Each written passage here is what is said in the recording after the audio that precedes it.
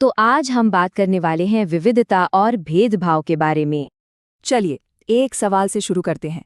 एक ऐसा सवाल जो शायद हम सब ने कभी ना कभी महसूस किया होगा कि जो लोग हमसे अलग होते हैं उन्हें कभी कभी क्यों चिढ़ाया जाता है, क्यों उन पर हंसा जाता है। ऐसा होता क्यों है आखिर? देखिए, ये जो अनुभव है ना, ये सीधे सीधे उस समाज से जुड़ा है जिसमें हम रहते हैं।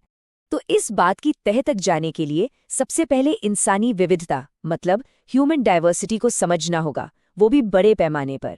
और इसका सबसे अच्छा उदाहरण भारत से बेहतर और क्या हो सकता है। अब जरा इन आंकड़ों पर नजर डालिए, ये सच में कमाल के हैं। सोचकर देखिए, दुनिया के 8 बड़े बड़े धर्म और सबके सब भारत में माने जाते हैं। 1600 से भी ज्यादा मातृभाषाएं, मतलब ये भाषाओं का एक पूरा खजाना है। और 100 से ज्यादा डांस फॉर्म्स। ये सिर्फ नंबर नहीं है, ये हमारी जीती जागती संस्कृति, हमारी पहचान का सबूत है।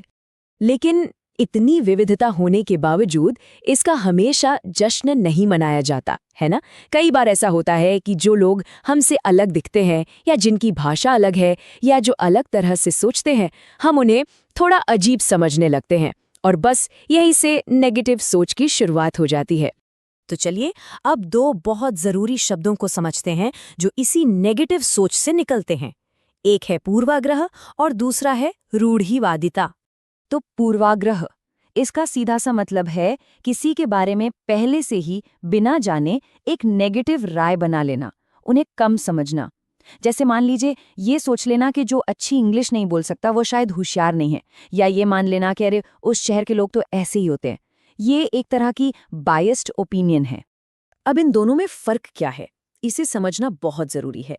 देखिए, पूर्वाग्रह एक नेगेटिव फीलिंग है, एक भावना, जबकि रूढ़िवादिता, जिसे हम स्टीरियोटाइप भी कहते हैं, वो किसी ग्रुप के बारे में हमारे दिमाग में बनी एक पक्की फिक्स्ड इमेज है, एक छपी हुई तस्वीर। जैसे कि लड़के रोते नहीं हैं, ये क्या है? ये एक स्टीरियोटाइप है जो समाज ने हमारे दिमाग में डाल दिया है। और यही स्टीरियोटाइप्स करते क्या हैं? वो हमें हर इंसान को उसकी खासियत के साथ देखने से रोक देते हैं। मतलब हम उस इंसान को एक व्यक्ति की तरह नहीं देख पाते जिसके अपने गुण हैं, अपनी कला है, बल्कि हम सिर्फ उस बनी बनाई और अक्सर गलत छवि को देखते हैं। तो सवाल ये उठता है कि होता क्या है जब ये नेगेटिव सोच और ये फिक्स्ड इमेज हमारे एक्शन में, हमारे बर्ताव में उतर आती है। जरा इन तस्वीरों को देखिए। ये उन बच्चों की कहानी कहती हैं जिन्हें हम अक्सर स्पेशल नीड्स वाले बच्चे कह देते हैं। समाज बड़ी आसानी से उनके बारे में एक धारणा बना लेता है और फिर ऐसी बातें सुनने को मिलती हैं, क्या इसका दिमाग ठीक है? या लोग तो तरह तरह की बातें करते हैं। जरा सोचिए, ये शब्द उन बच्चों को, उनके परिवार वालों को कितना चुभते होंगे। और जब यही सोच एक्शन में बदल जाती है तो उसे कहते हैं भेदभाव।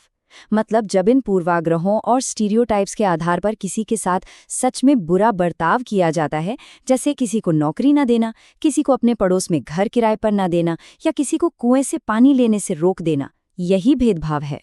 इस भेदभाव को और गहराई से समझने के लिए चलिए एक सच्ची कहानी सुनते हैं, एक 9 साल के बच्चे की कहानी। चलिए समय में थोड़ा पीछे चलते हैं। साल था 1901, जगह महाराष्ट्र का कोरेगांव। स्टेशन पर एक 9 साल का बच्चा अपने पिता का इंतजार कर रहा था। उसे जरा भी अंदाजा नहीं था कि वो दिन उसकी जिंदगी हमेशा के लिए बदलने वाला था। और वो बच्चा कौन था? वो थे डॉक्टर B.R. अम्बेडकर, जिन्होंने आगे चलकर भारत का संविधान लिखा। तो हुआ ये कि उनके पिता किसी कारण से स्टेशन नहीं आ पाए। जब उन्होंने और उनके भाई ने स्टेशन मास्टर से मदद मांगी तो स्टेशन मास्टर ने एक सीधा सवाल पूछा जिसने सब कुछ बदल कर रख दिया। तुम कौन हो? तुम्हारी जाति क्या है? और जवाब मिला, हम महार हैं। अब उस दौर में बॉम्बे प्रेसिडेंसी में महार समुदाय को अछूत माना जाता था, और जैसे ही स्टेशन मास्टर को ये पता चला, उसका बर्ताव पूरी तरह बदल गया। ये खबर पूरे स्टेशन पर फैल गई और नतीजा, कोई भी बैलगाड़ी वाला उन बच्चों को ले जाने को तैयार नहीं हुआ। ये था भेदभाव, बिल्कुल सीधा और बहुत ही कठोर। डॉक्टर अंबेडकर जैसे लाखों लोग जिन्हें समाज की तथाकथित निचली जातियों में रखा गया, उनके लिए एक शब्द इस्तेमाल किया जाता है, दलित। और इस शब्द का मतलब जानते हैं? इसका मतलब है टूटा हुआ। ये एक शब्द उस पूरे दर्द और अन्याय को बयां कर देता है जो इस भेदभाव की वजह से सहा गया। लेकिन ये सिर्फ एक इंसान की कहानी नहीं थी। ये कहानी थी समानता के लिए एक बहुत बड़े संघर्ष की। जिस वक्त भारत आज़ादी के लिए लड़ रहा था, उसी वक्त देश के अंदर भी कई लड़ाइयां लड़ी जा रही थीं। दलित अपने सम्मान और मंदिरों में प्रवेश के अधिकार के लिए लड़ रहे थे, महिलाएं शिक्षा के हक के लिए आवाज उठा रही थीं, और किसान आदिवासी अपने ऊपर हो रहे जुल्म के खिलाफ संघर्ष कर रहे थे। और इन सभी संघर्षों का नतीजा एक ऐसे महान दस्तावेज के रूप में सामने आया जिसने भारत के हर नागरिक से एक वादा किया। ये दस्तावेज था हमारा संविधान, और इसने क्या वादा किया? पहला, कि भारत के सभी लोग बराबर हैं, कानून की नज़र में कोई छोटा बड़ा नहीं।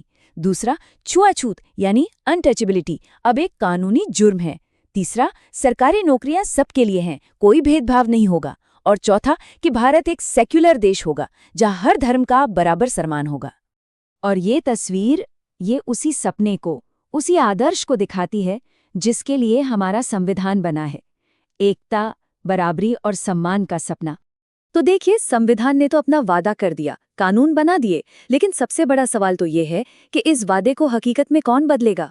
ये हम सबकी जिम्मेदारी है। और सोचने वाली बात यह है कि हम सब अपनी रोजमर्रा की जिंदगी में ऐसा क्या कर सकते हैं जिससे ये वादा सिर्फ किताब में न रह जाए, बल्कि हर एक इंसान के लिए हर रोज की सच्चाई बने।